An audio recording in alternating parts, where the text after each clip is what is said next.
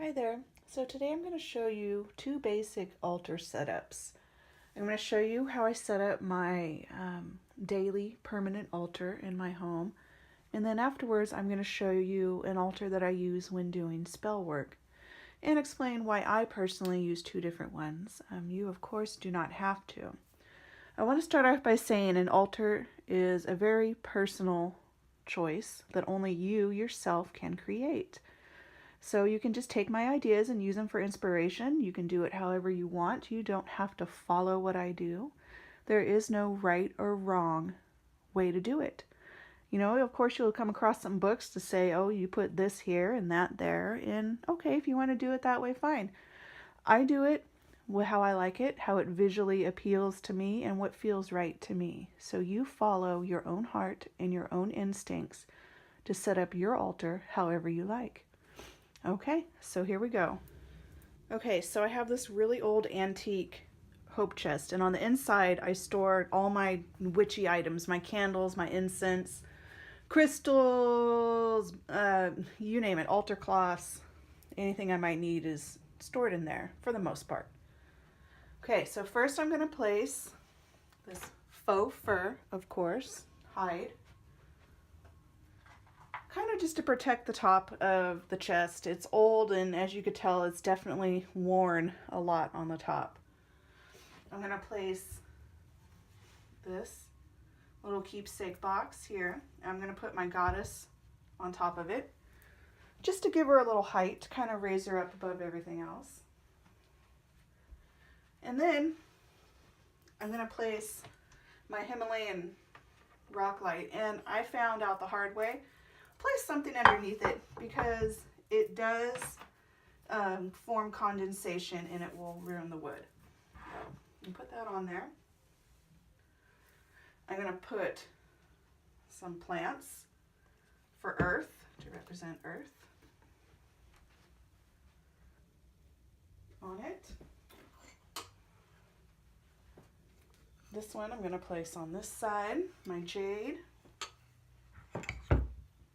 There.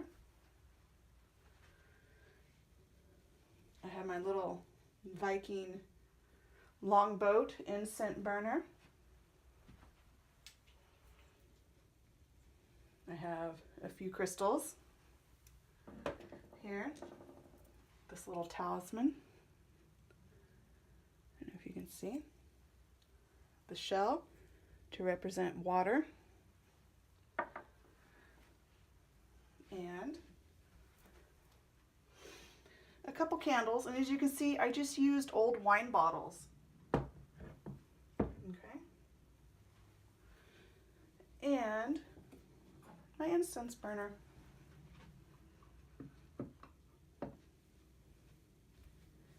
And that's my altar.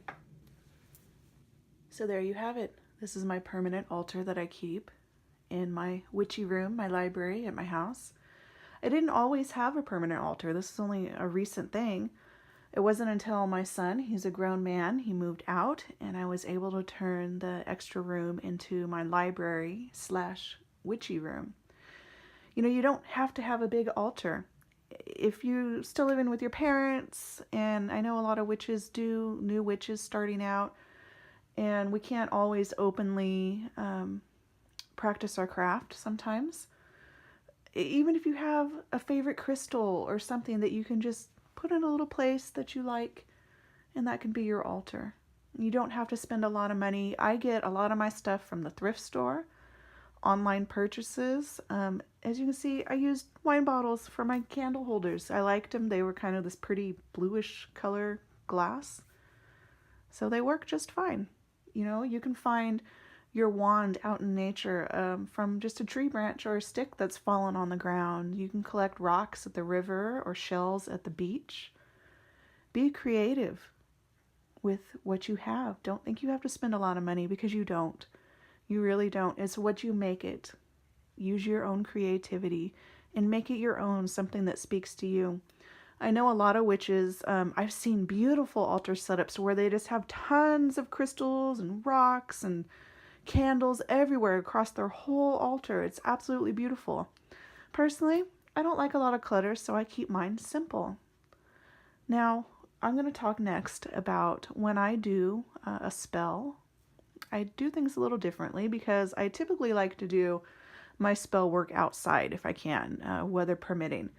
So I have a slightly different setup for when I do that. Occasionally I will do it here, and I'll clear a space off or work here with what I have.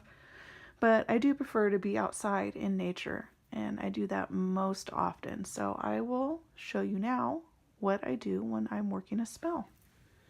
Okay, so I was going to do this outside, but my neighbors are outside and they were making some noise and it was a little distracting, so I'm just going to go ahead and do this on my chest. I cleared off a space here and I put my altar cloth down. I have, more than one. This is the one I use most often. And I put it down just, because things can get a little messy sometimes. I have different ones. There's Megatron's symbol there. There's this one for crystal gridding. Or if you just happen to have a piece of fabric laying around, you can absolutely use that. So this is my altar cloth here, and a lot of witches like to put something down on their altar to represent the elements, earth, air, fire, water, and spirit, and I do like to try to include all that when working. Like a shell can be for water, candles for fire, incense for air, the plants for earth, god or goddesses for spirit. Okay, so let's get going here. So I like to keep this area here in front of me open, so when I'm working a spell, I have room to work here. I have a chalice, which this is my great grandma's, and it's just a pretty little, it's actually a dessert cup that I liked. So I'm going to use that. I'll put that here. I have my anthem. Whoops, let's not drop it. Here. This is one of my favorite crystal balls. Black obsidian. Use it a lot. And then, you can place your, if you worship certain deities, god or goddess, you can place a goddess and a god candle, or their statues or figurines on here. Usually goddesses to the left and goddess to the right. A lot of times we use a bell or a chime in spell work. This, believe it or not, is what I use for a cauldron. I got it at a thrift store, just a beautiful copper bowl. And if I was to burn something in it, I would just make some space here and put it down. I have yet to find, I'm looking for just a really old, solid cast iron cauldron. I don't want a run-of-the-mill one that you can buy that everyone has. I've yet to find one. This works perfectly. So again, you don't have to go out and buy and spend a ton of money. Be creative. This is a wonderful bowl for burning and using as a cauldron. I also have this other vessel, which was another thrift store find. Oh, it's heavy. I use this for water. If I'm ever working anything that requires water. I tried to burn stuff in it one time and it was not having it. This vessel did not want to be used for burning. It's water only. And it's another thrift store find. Beautiful, handmade. It has someone's initials carved in it. Oh, that's another thing. You can have your incense to represent air.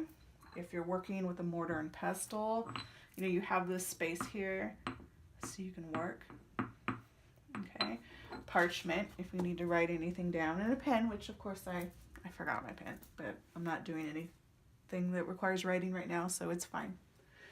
So this is basically it. And like I said before, the reason why I usually have a separate spell working altar as opposed to my permanent altar is just because I really like to be outside in nature. I, take everything with me that I need outside. I have a little table I set up.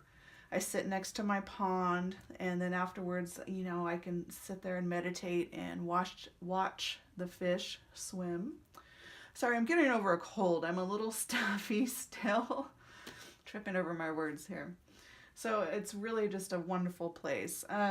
Placement of your altars. A lot of witches place their altars facing north, which when I'm outside, I do that. I place my altar cloth and I face northward wood. And I get little candles like these, and I'll place them on the ground at each cardinal point of north, east, south, and west, and light them to form basically a circle around me while I'm working. You know, if it's raining, luckily it doesn't snow here where I live. You know, weather permitting, I'm always outside. If not, then I'll do it inside here. And this one is facing east, which is the sunrise and the moonrise, which some witches do that. If you can't, that's okay. If you're not able to have a permanent altar, that's okay. It's entirely up to you, and you do what feels right for you. Okay, I hope this was helpful and has given you some inspiration and some ideas. Thank you for watching. Blessed be.